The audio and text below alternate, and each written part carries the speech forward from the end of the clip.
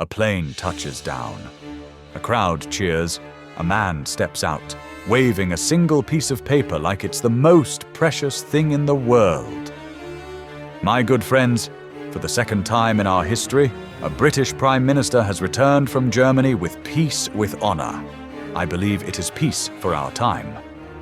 But history would soon show that piece of paper was not peace. It was a down payment. This is Lessons Unlearned, where history makes its lessons clear and leaders choose to ignore them. In 1938, the world was still scarred from the war to end all wars. Over 16 million dead, entire generations lost, nations bankrupted, societies shattered. No one wanted another war, least of all Britain and France. Adolf Hitler had already broken the Treaty of Versailles once, remilitarizing the Rhineland in 1936. The response? Almost nothing. Emboldened, he looked next to Austria, then to Czechoslovakia.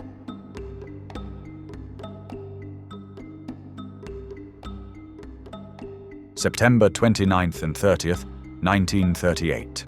The Führerbau in Munich, Germany. 4 leaders gathered in a tense, smoke-filled room. Adolf Hitler for Nazi Germany, Benito Mussolini for Italy, Édouard Daladier for France, and Neville Chamberlain for Great Britain. One crucial voice was missing. Czechoslovakia, the country whose territory was on the table, was not invited. Its president, Edvard Beneš, waited anxiously in Prague while foreign powers decided his nation's borders.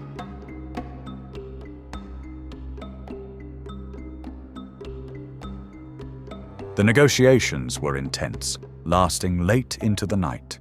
Hitler demanded the immediate annexation of the Sudetenland, a strategic border region of Czechoslovakia, home to about 3 million German speakers. He claimed it was necessary to protect them from alleged mistreatment, though evidence of widespread oppression was thin. In the end, the agreement was straightforward and one-sided. Germany would take the Sudetenland within 10 days. In return, Hitler promised this would be his last territorial claim in Europe. Britain and France guaranteed the new borders of the remaining Czech state. Czechoslovakia had no say. They were simply ordered to comply or face invasion alone. On September 30th, the deal was signed. Chamberlain returned to London immediately. As his plane landed at Heston Aerodrome, he stepped out to cheering crowds and waved the signed document high. He read aloud the key line, "We, the German Führer and Chancellor, and the British Prime Minister, have had a further meeting today and are agreed that the question of Anglo-German relations is of the first importance for the two countries and for Europe." Then came the words that would haunt him. Peace with honor. Peace for our time. Bells rang across London. People wept with relief. For a brief moment, Europe believed the crisis was over.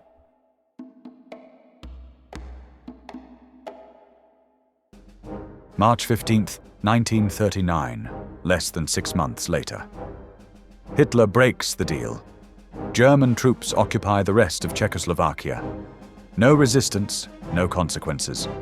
Now the path was clear. September 1st, 1939. German forces cross into Poland. 2 days later, Britain and France declare war. World War II begins. Appeasement was born of trauma, a desperate hope to avoid another slaughter. But by yielding to demands backed by force, by excluding the victim, by trusting promises from someone who had already broken his word, the democracies did not delay war. They made it inevitable and infinitely more terrible. Winston Churchill, who opposed the Munich deal from the beginning, said it plainly. You were given the choice between war and dishonor. You chose dishonor, and you will have war. Appeasement is not diplomacy. It's surrender in slow motion, and history remembers the cost. So here's the question we leave you with today. What modern parallel do you see in this story? Drop your thoughts in the comments below. We read everyone. Thanks for watching. Subscribe if you want more episodes that ask the hard questions. See you next time.